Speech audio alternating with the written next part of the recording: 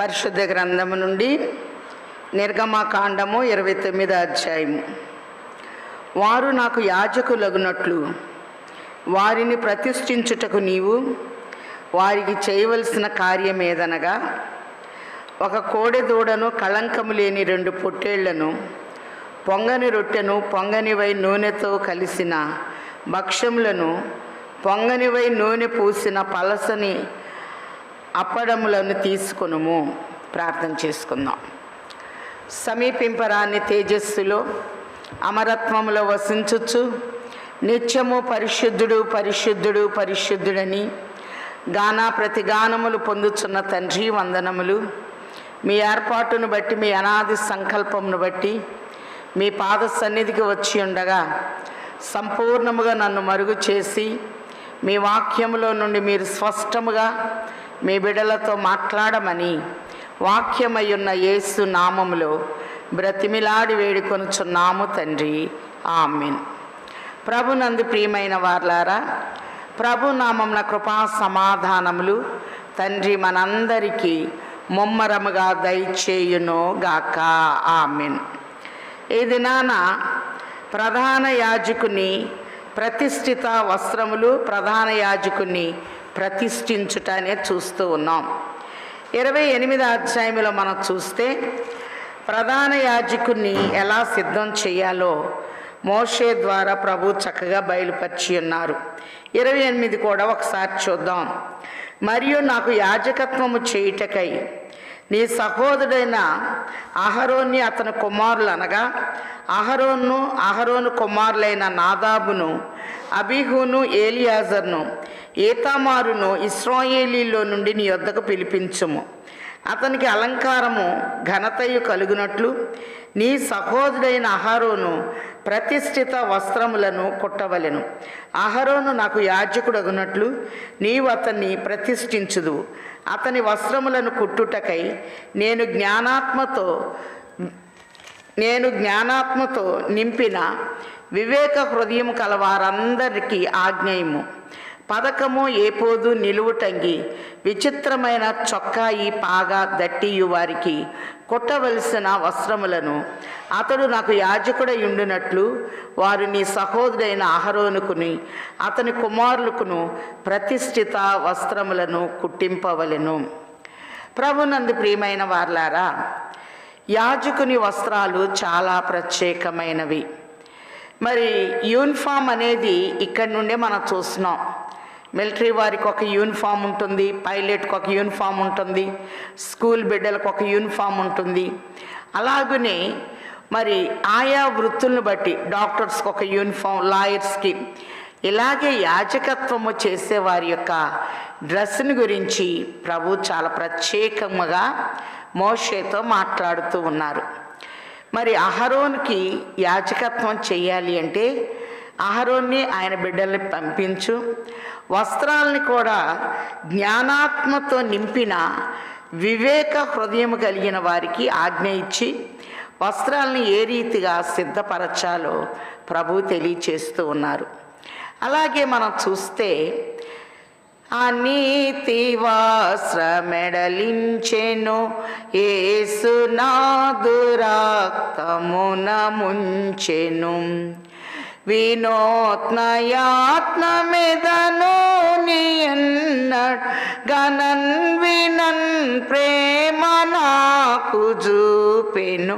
యెహోవా నా మొర లాలించెను, తన మహాదయను నన్ను గణించెను. కాబట్టి వస్త్రాలని కుట్టడానికి కూడా ఎవరు పడితే వారు కాదు, కానీ ప్రతిష్ఠిత వస్త్రములు యాజకునికి ఇవ్వాలి అంటే జ్ఞానాత్మ కలిగినటువంటి వారికి ఆజ్ఞ ఇయ్యు అని తెలియచేస్తూ, ఏపోదు, విచిత్రమైన చొక్కాయి, దట్టి, అలాగనే యాజకుని వస్త్రాలని ఎలా సిద్ధం చేయాలో ప్రతిష్ఠిత వస్త్రాల గురించి ప్రభు తెలియచేస్తూ ఉన్నారు.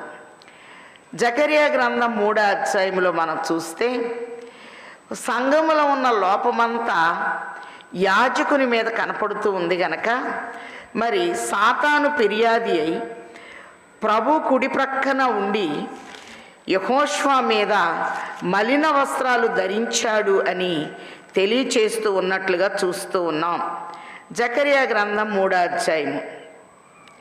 మరియు యెహోవా దూత ఎదుట ప్రధాన యాజకుడైన యెహోషువ నిలబొట్టయు, సాతాను ఫిర్యాది అయి అతని కుడిపార్శ్వంన నిలబొట్టయు నాకు కనపరిచెను. సాతాను యెహోవా నిన్ను గద్దించును, యెరూషలేమును కోరుకొని యెహోవా నిన్ను గద్దించును, ఇతడు అగ్నిలో నుండి తీసిన కొరివి వెలి ఉన్నాడు కదా అని యెహోవా దూత సాతానుతో అన్ను. యెహోషువ మలిన వస్త్రములు ధరించిన వాడై దూత సముఖములో నిలబడి ఉండగా, దూత దగ్గర నిలిచి ఉన్న వారిని పిలిచి ఇతని మైలు బట్టలు తీసివేయుడని ఆజ్ఞాపించి, నేను నీ దోషమును పరిహరించి ప్రశస్తమానమైన వస్త్రములతో నిన్ను అలంకరించుచున్నానని సెలవిచ్చెను. అతని తల మీద తెల్లని పాగా పెట్టించుడని నేను మనవి చేయగా, వారు అతని తల మీద తెల్లని పాగా పెట్టి వస్త్రములతో అతన్ని అలంకరించిరి.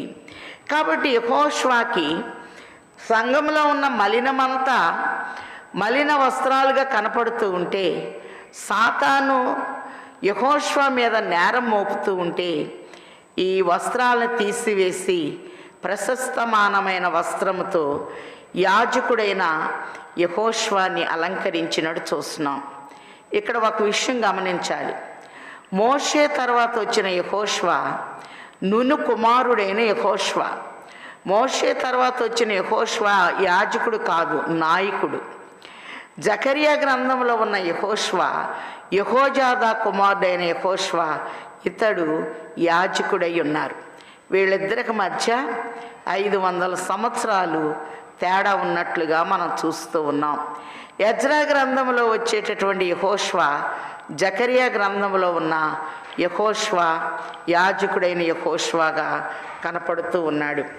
అలాగనే యాజకుని వస్త్రాలని గురించి ప్రభు చెప్తూ నిర్గమాకాండం 28:5 వచనంలో, ప్రతిష్ఠిత వస్త్రములు కొట్టవలను, వారు బంగారుతోనూ నీల ధూమ్ర రక్తవర్ణము గల నూలుతోనూ సన్న నారను తీసుకొని బంగారుతోనూ నీల ధూమ్ర రక్తవర్ణములు గల ఏపోదును పేనిన సన్న నారతో చిత్రకారుని పనిగా చేయవలను. 2 అంచుల యందు కూర్చబడు 2 భుజస్కందములు దానికి ఉండవలెను, అట్లు అది కూర్చబడి ఉండును. మరియు ఏపోదు మీద నుండు విచిత్రమైన దట్టి దాని పని రీతిగా ఏకాండమైనదే బంగారుతోనూ నీల ధూమ్ర రక్తవర్ణము గల నూలుతోనూ పేనిన సన్న నారతోనూ కొట్టవలెను. ఇక్కడ ఆయన భుజము మీద రాజ్యభారం ఉండెను అనే మాటలను మనం చూస్తున్నాం.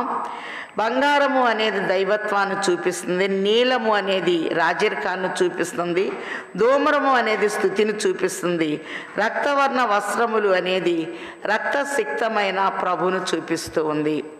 ప్రకటన గ్రంథం 19:13లో కూడా ఆయన రక్తములో ముంచబడిన వస్త్రము ధరించుకొని ఉండెను అనే మాటల్ని మనం చూస్తూ ఉన్నాం.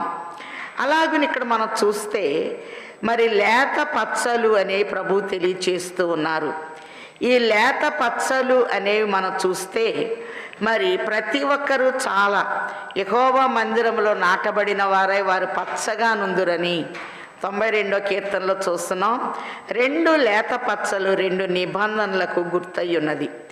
ఈ 2 లేత పచ్చల్లో మరి వారి పేరులు జనన క్రమం చొప్పున ఒక రత్నం మీద వారి పేర్లలో 6ను, 2వ రత్నం మీద చెక్కిన 6 పేర్లను చెక్కవలెను. ఇక్కడ మనం చూస్తే లేవియా కాండము 8వ అధ్యాయంలో కూడా ఒక ప్రత్యేకమైన మాటను ప్రభు బయలుపరుస్తూ ఉన్నారు. ఒకసారి చూద్దాం. లేవియా కాండము 8వ అధ్యాయము 8వ వచనంలో, అతనికి పతకము చేసి ఆ పతకములో ఊరీము తుమ్మీమును అని వాటిని ఉంచి అతని తల మీద పాగాను పెట్టి ఆ పాగా మీదను అతని నొసట పరిశుద్ధ కిరీటముగా బంగారు రేకును కట్టెను. అట్లు యెహోవా మోషేకు ఆజ్ఞాపించెను. మరియు మోషే అభిషేక తైలము తీసుకొని మందిరమును వాటిలో ఉన్న సమస్తమును అభిషేకించి వాటిని ప్రతిష్ఠించెను. ఇక్కడ మనం చూస్తే ఊరీము తుమ్మీములు 2 రత్నాలు పొదగబడుతున్నట్లుగా చూస్తూ ఉన్నాం.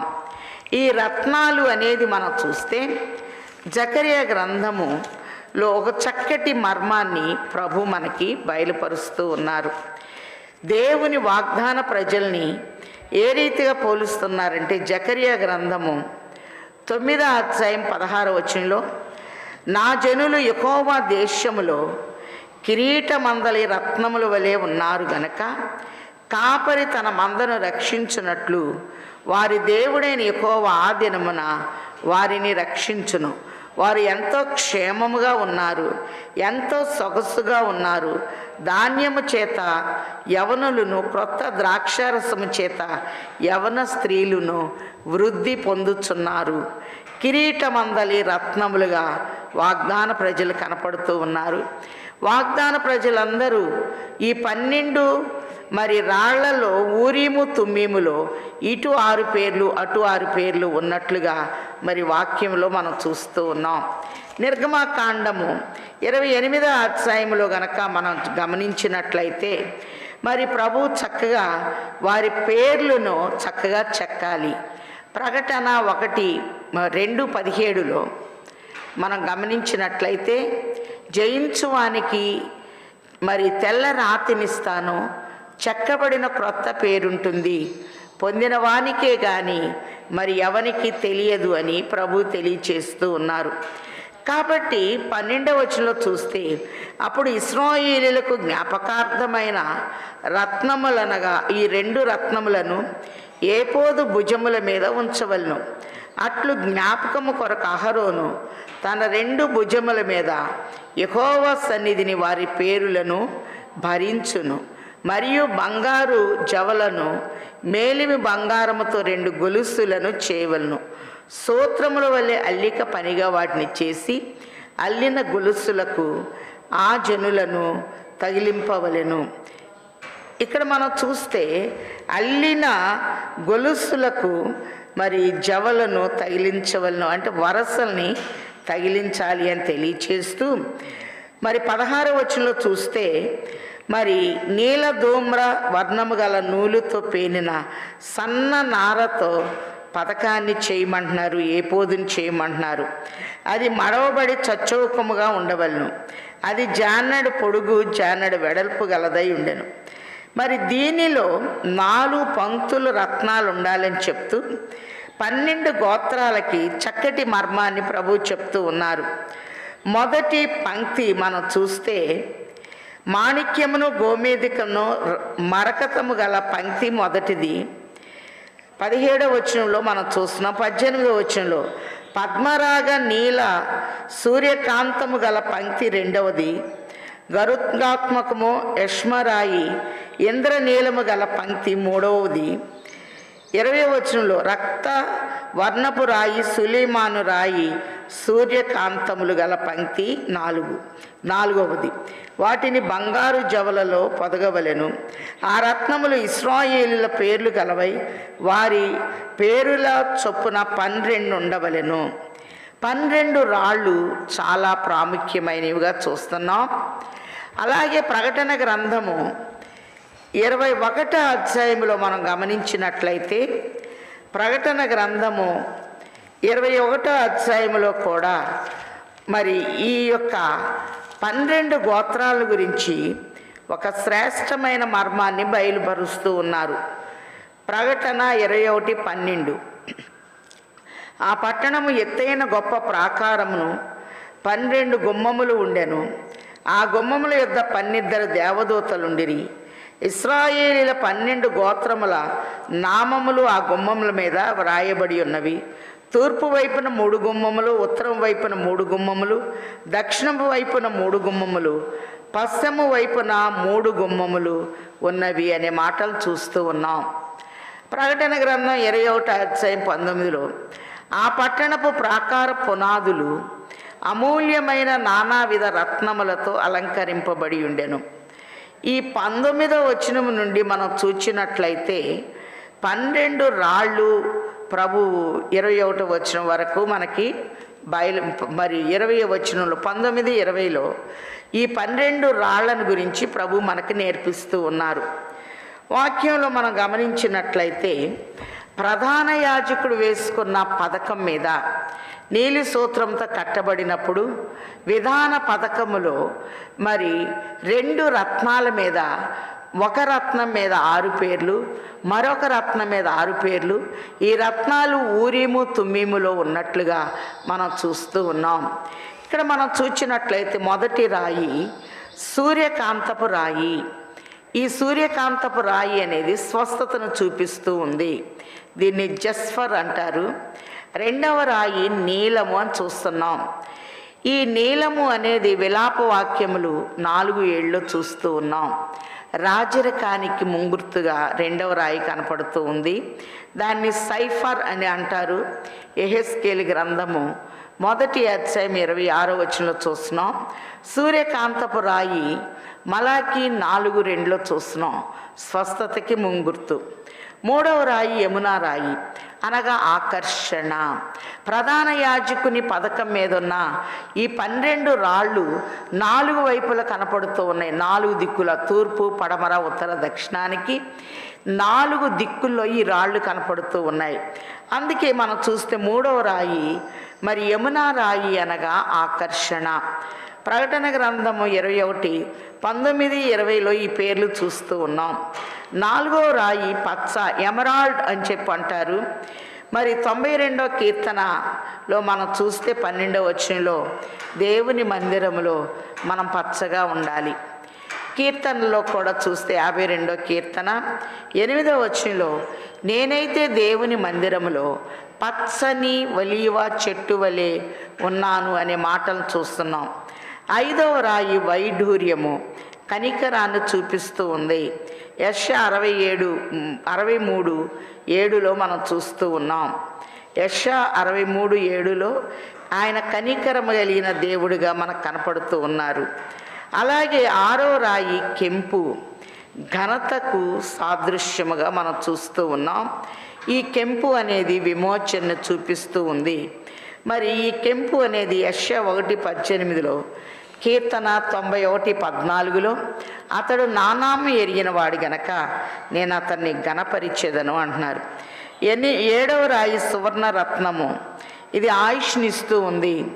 21వ కీర్తన 3వ వచనంలో ఆయుష్ నిమ్మని అతడు నన్ను వరమడగగా సదాకాలం నిలుచు దీర్ఘాయువును ధరింపచేసి ఉన్నాను అని ప్రభు తెలియచేస్తూ ఉన్నారు.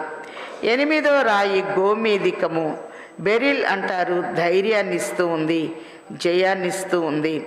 హగ్గై 2:4లో ప్రభు అంటున్నారు ధైర్యంగా ఉండాలి దేవుని పిల్లలు సింహము వలె అని. 9వ రాయి పుష్యరాగము, టోఫెస్ అంటారు. మహిమను ఘనతను చూపిస్తుంది. మనం గమనించినట్లయితే కీర్తన 8:5లో నువ్వు మహిమా ప్రభావములతో కిరీటం ఇస్తున్నారు, నువ్వు మనుష్యుని జ్ఞాపకం చేసుకున్నటకు వాడు ఏ పాటివాడు అని ప్రభు తెలియచేస్తూ ప్రకటనలో చూస్తున్నాం భూరాజులు తమ మహిమను దానిలోనికి తీసుకొని వచ్చేదరు. 10వ రాయి సువర్ణల సునీయము. సువర్ణల సునీయం అనేది జ్ఞానము, సమాధానాన్ని చూపిస్తూ ఉంది. అలాగనే దేవుని బిడ్డలమైన మనం బుద్ధి, జ్ఞానము, సర్వసంపదలు ప్రభువులో ఉన్నాయి.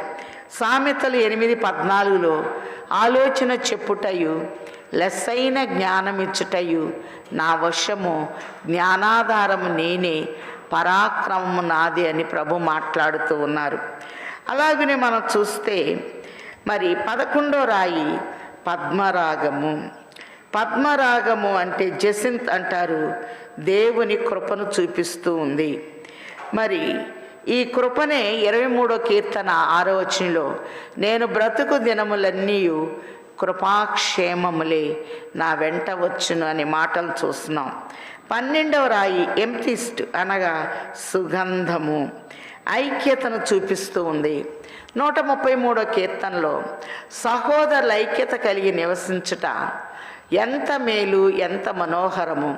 అది అహరోను తల మీద పోయబడి అంగీ అంచుల గుండా కారి పాదముల మట్టుకు దిగుచున్న పరిమళ తైలము వలె ఉండును అనే మాటల్ని మనం చూస్తూ ఉన్నాం.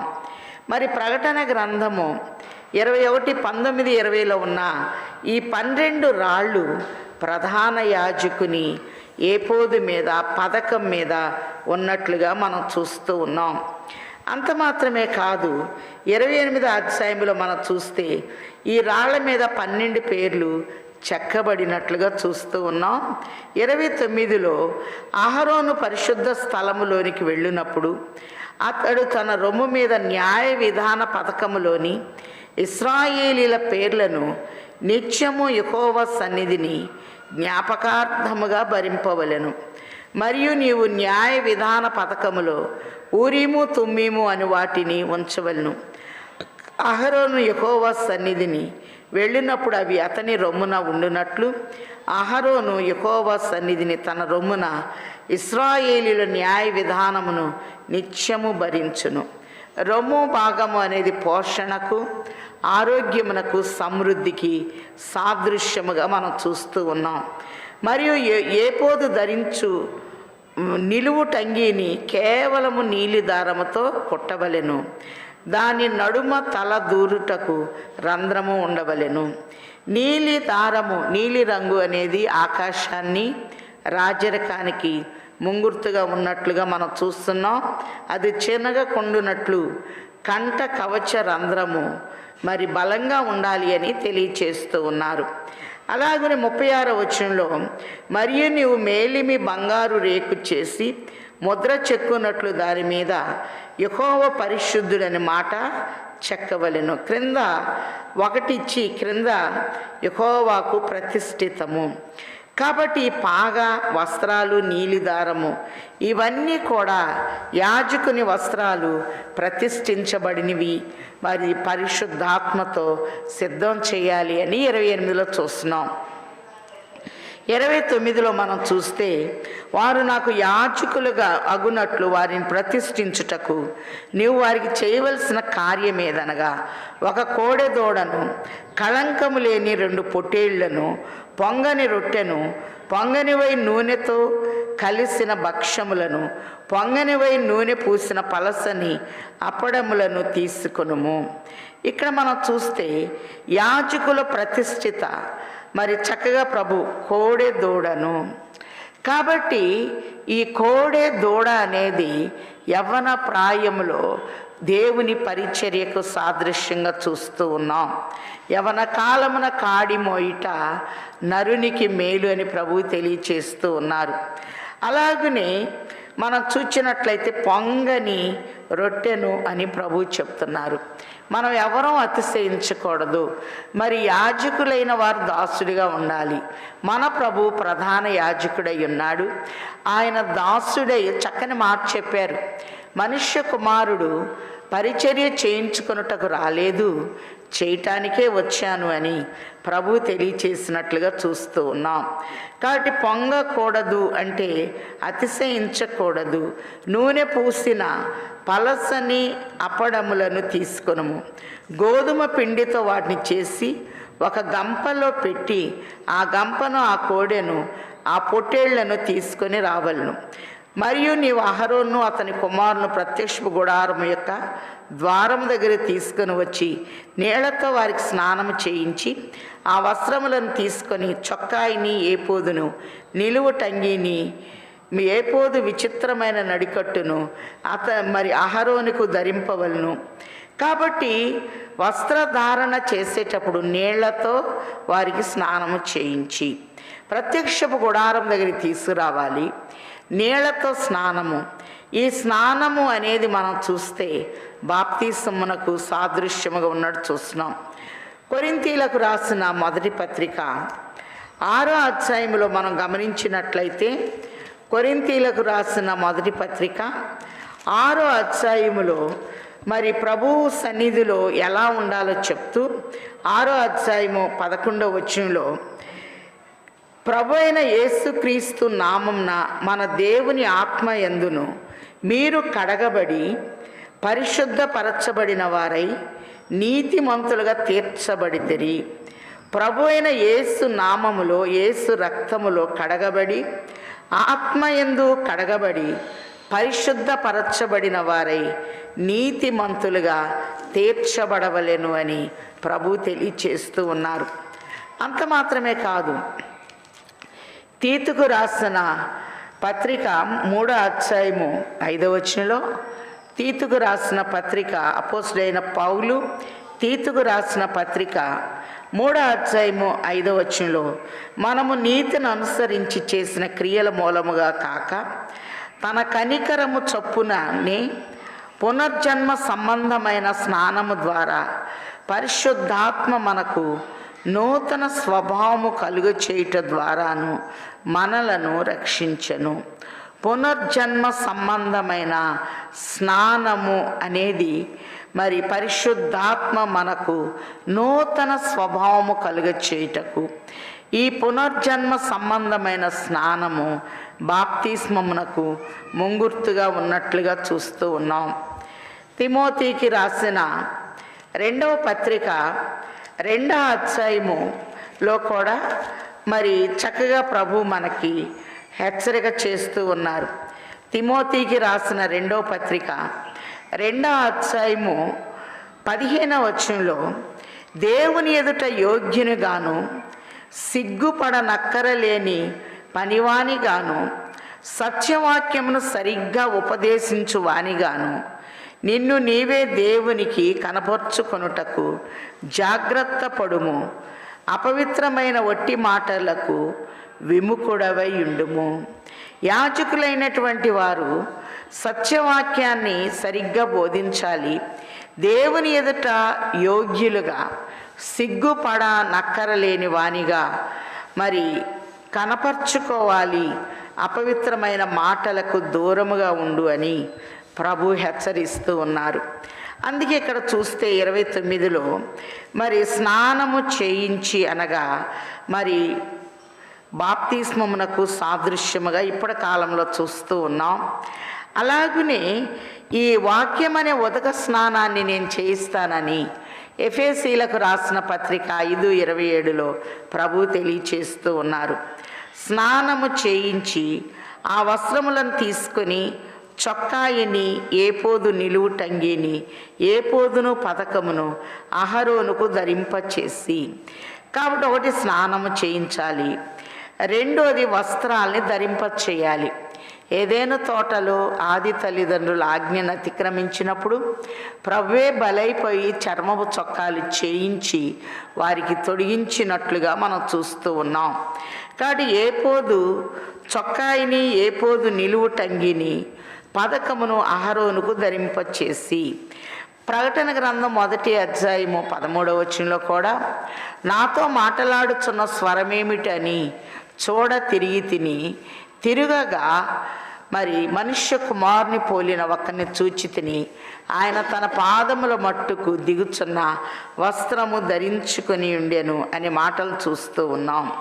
కాబట్టి ఇక్కడ చూస్తే ఒకటి సన్న నార చొక్కాయి అనేది మరి మనం చూస్తే ఏం చూపిస్తుంది అంటే నీతిని, ఈ సన్న నార అనేది నీతిని చూపిస్తూ ఉన్నట్లుగా మనం చూస్తూ ఉన్నాం.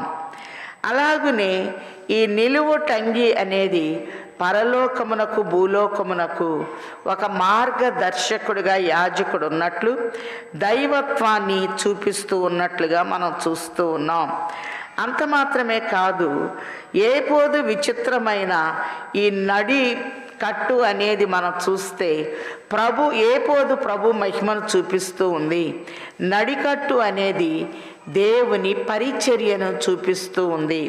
అందుకనే సత్యమనే నడికట్టుని మీరు ధరించుకొనుడి అని పత్రికల్లో మనం చూస్తూ ఉన్నాం. అంత మాత్రమే కాదు, నడికట్టును కట్టి అతని తల మీద పాగా పెట్టి, ఈ పాగా అనేది విధేయతను, గౌరవార్థ స్థితిని, సంఘమునకు క్రీస్తు శిరస్సై ఉన్నారు అనే దానికి ముంగుర్తుగా ప్రధాన యాజకుని శిరస్సు మనకిక్కడ కనపడుతూ ఉన్నట్లుగా మనం చూస్తూ ఉన్నాం. ఈ యొక్క పాగ అనేది విధేయతను, అలాగునే శిరస్సు అనేది గౌరవార్థమైన స్థానముగా మనకు కనపడుతూ ఉంది. అలాగునే మనం గమనించినట్లయితే మరి అతని 8వ వచనంలో 7వ వచనం, అభిషేక తైలము తీసుకొని అతని తల మీద పోసి అతన్ని అభిషేకించవలను. మరియు నీవు అతని కుమారులు సమీపింపచేసి వారి చొక్కాయలను తొలగించవలను. అహరోనుకును అతని కుమారులకును దట్టిని కట్టి వారి కులాయిలను వేయించవలను. నిత్యమైన కట్టడను బట్టి యాజకత్వము వారిదగును. కాబట్టి ఇక్కడ మనం చూస్తే పరిశుద్ధమైన యాజకత్వంలో ఏముందంటే ప్రభావం అనేది ఉంది. అలాగనే ఈ దట్టిని కట్టటంలో, కుళాయిని వేయించటంలో మరి దేవుని యొక్క పరిచర్యకు, సంపూర్ణ సమర్పణకు సాదృశ్యంగా మనం చూస్తూ ఉన్నాం. నిత్యమైన కట్టడను బట్టి యాజకత్వం వారిదగును. అహరోను అతని కుమారులను అలాగున ప్రతిష్ఠించవలను. మరియు నువ్వు ప్రత్యక్షపు గుడారం ఎదుటకు ఆ కోడెను తెప్పింపవలను. అహరోను అతని కుమారులు కోడె తల మీద తమ చేతులు ఉంచగా ప్రత్యక్షపు గుడారం ద్వారం వద్ద యెహోవా సన్నిధిని ఆ కోడెను వధింపవలెను. తప్పిపోయిన కుమారుడు వచ్చినప్పుడు తండ్రి కూడా ఒక క్రొవ్విన దూడను వధించినట్లుగా మనం చూస్తూ ఉన్నాం. అంటే రక్త ప్రోక్షణ అనేది పాప క్షమాపణకి సాదృశ్యముగా మనం చూస్తూ ఉన్నాం. యాజకులు అవ్వటానికి కూడా ఇక్కడ రక్త ప్రోక్షణ కనపడుతుంది. ఈ రక్తములో కొంచెం తీసి వేలుతో బలిపీఠపు కొమ్ముల మీద చమిరి ఆ రక్త శేషమంతయు బలిపీఠము అడుగున పారబోయబడవలెను అని తెలియచేస్తూ ఉన్నారు. ఇక్కడ మనం చూస్తే చేతులు అనేది దేవుని యొక్క పనిని చూపిస్తూ ఉన్నాయి. బలిపీఠం మీద దాన్ని పొయ్యాలి క్రింది భాగంలో అని చెప్తూ, నీ వేలుతో బలిపీఠపు కొమ్ములను చమిరి ఆ రక్త శేషమంతయు బలిపీఠం అడుగున పోయేవలను. మరియు అంతరములను కప్పు కొవ్వు అంతటిని కాలేజీ మీద వపను. 2 మూత్ర గ్రంథులను వాటి మీద కొవ్వును నీవు తీసి బలిపీఠం మీద దహింపవలను. కొవ్వు అనేది మనం చూస్తే శక్తి సామర్థ్యాలకి ముంగుర్తుగా ఉంది. మన శక్తిని ఆయన బలిపీఠం మీద ఆయన తన శిలువలో తన అనంతమైన శక్తిని అంతా మనకి ఇచ్చివేశారు గనక మరి దేవుని శిలువ యాగములో మనల్ని మనం సమర్పించుకోవాలి అని ప్రభు తెలియచేస్తూ ఉన్నారు. ఆ కోడె మాంసమును, దాని చర్మమును, దాని పేడను పాలెంనకు వెలుపట అగ్నిలో కాల్చివేయవలెను. ప్రభు కూడా మన నిమిత్తము సిలువనెత్తుకొని, హెబ్రీ పత్రికలో మనం చూస్తున్నాం, గవిని బయటికి, హెబ్రీ పత్రిక 13:13లో ఆయన శిబిరము బయటకు మన నింద భరిస్తూ ఆయన వెళ్ళిపోయినట్లుగా మనం చూస్తూ ఉన్నాం. అది పాప పరిహారార్థమైన బలి అనే మాటను మనం చూస్తూ ఉన్నాం. అంత మాత్రమే కాదు, 17వ వచనంలో అంతటా నీవు ఆ పొట్టేలును దాని అవయవములను దేనికి అది విడదీసి దాని అంతరములను, దాని కాళ్లను కడిగి దాని అవయవములను తలను చేర్చి బలిపీఠం మీద పొట్టేలంతయు దహింపవలెను. అది యెహోవాకు దహన బలి. ఇది యెహోవాకు ఇంపైన సువాసన గల హోమము. ఇర్మియా 9:23లో సూర్యుడు శౌర్యమును బట్టి, జ్ఞానవంతుడు జ్ఞానమును బట్టి, మరి ధనవంతుడు ధనాన్ని బట్టి అతిశయిస్తాడు కానీ మరి అతిశయించువాడు క్రీస్తునంది అతిశయించాలి. భూమి మీద నీతి సమాధానములు చూపుచున్న ప్రభువును బట్టి, నిజమైన దేవుని తెలుసుకొనుటను బట్టి నేను ఆనందించువాడనై ఉన్నాను అని ప్రభు తెలియచేస్తూ ఉన్నారు. 29-22 వచనంలో మరియు ప్రతిష్ఠితమైన పొట్టేళ్ళు గనుక దాని క్రొవ్విన తోకను, అంతరములను, కప్పు క్రొవ్వును, కాలేజం మీద వపను, 2 మూత్ర గ్రంథులను, వాటి మీద క్రొవ్వును, కుడి జబ్బను, ఒక గుండ్రని రొట్టెను, నూనెతో వండిన ఒక భక్ష్యమును, యెహోవా ఎదుటనున్న పొంగని వాటితో పలసని ఒక అప్పడమును నువ్వు తీసుకొని అహరోను చేతుల్లోనూ అతని కుమారుల చేతుల్లోనూ వాటన్నిటిని ఉంచి అల్లాడింపబడు నైవేద్యముగా యెహోవా సన్నిధిని వాటిని అల్లాడింపవలెను. ఇక్కడ క్రొవ్వు అనేది శక్తిని చూపిస్తూ ఉంది.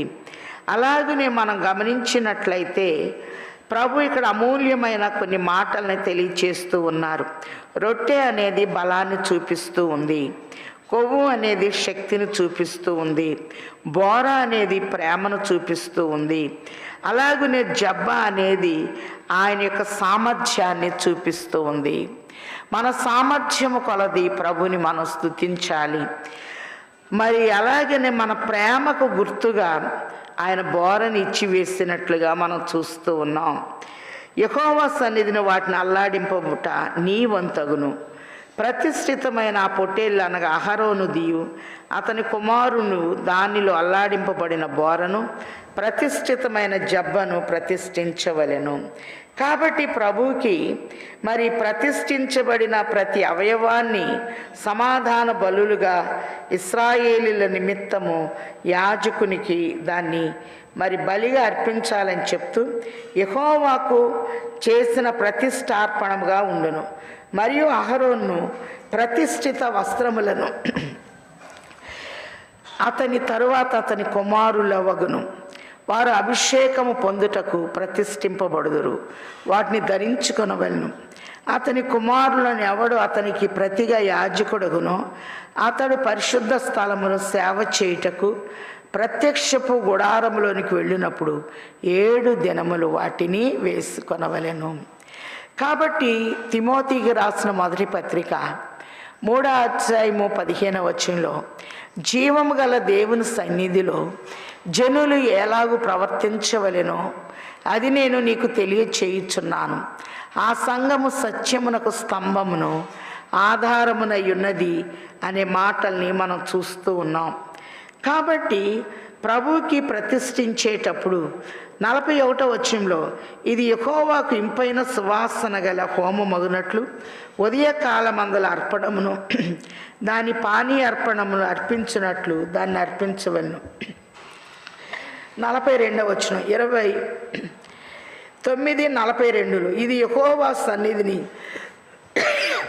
సాక్ష్యపు గుడారం యొక్క ద్వారమునొద్ద మీ తరతరములకు నిత్యముగా అర్పించు దహన బలి. నీతో మాట్లాడటకు నేను అక్కడికి వచ్చి మిమ్మల్ని కలుసుకొందును, అక్కడికి వచ్చి ఇశ్రాయేలుని కలుసుకొందును. అది నా మహిమ వలన పరిశుద్ధపరచబడును. నేను సాక్ష్యపు గుడారమును బలిపీఠమును పరిశుద్ధపరిచెదను. నాకు యాజకులగునట్లు అహరోను అతని కుమారులను పరిశుద్ధపరిచెదను. నేను ఇశ్రాయేలు మధ్య నివసించి వారికి దేవుడినయుందును అని ప్రభువు తెలియచేస్తూ ఉన్నారు.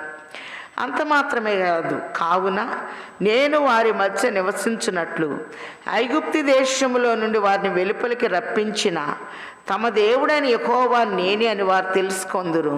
నేను వారి దేవుడినైన యెహోవాను.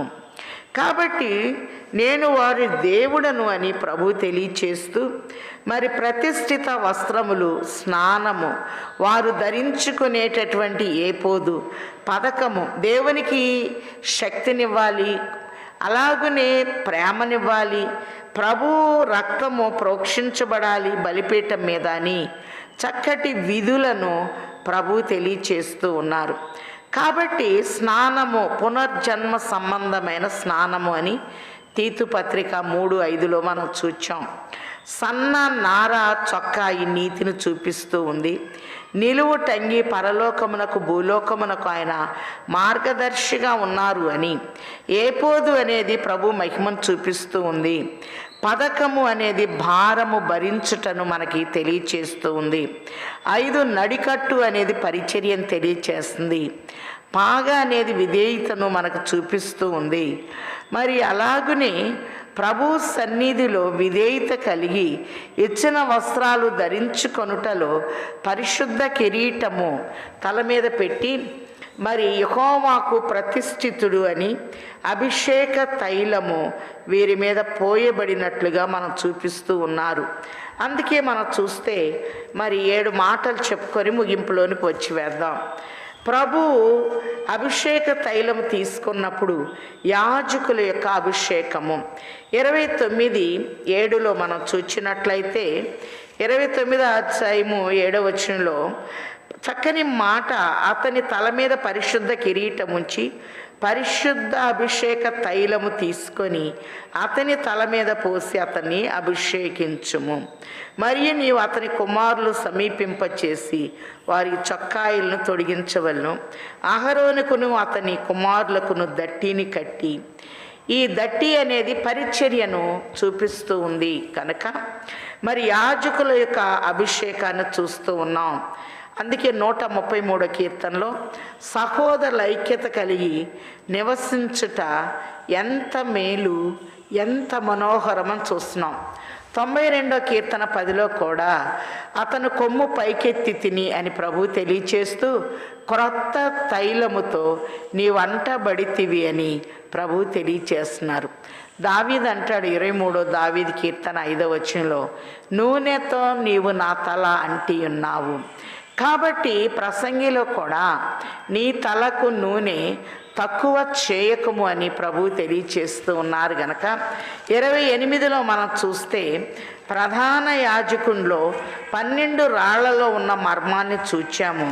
29లో మరి స్నానము అంటే మరి బాప్తిస్మము అని, అలాగునే మరి సన్ననార చొక్కాయి అనేది నీతిని చూపిస్తూ ఉందని, ఏపోదు ప్రభు యొక్క మహిమను చూపిస్తుంది అని, అలాగనే పథకము అనేది భారాన్ని చూపిస్తుంది, నడికట్టు అనేది పరిచర్యను చూపిస్తూ ఉన్నట్లు, తలపాగా అనేది విధేయతను మరి సంపూర్ణ సమర్పణ చూపిస్తూ ఉందని, అలాగునే దేవుని పరిచర్యలో మరి ఎప్పుడైతే సంపూర్ణముగా వీరు సమర్పించుకుంటారో పరిశుద్ధమైన ప్రభావము వీరికి ఉంటుంది అని, మరి మన శక్తినివ్వాలి, అలాగనే జబ్బనివ్వాలి, బోరనివ్వాలి.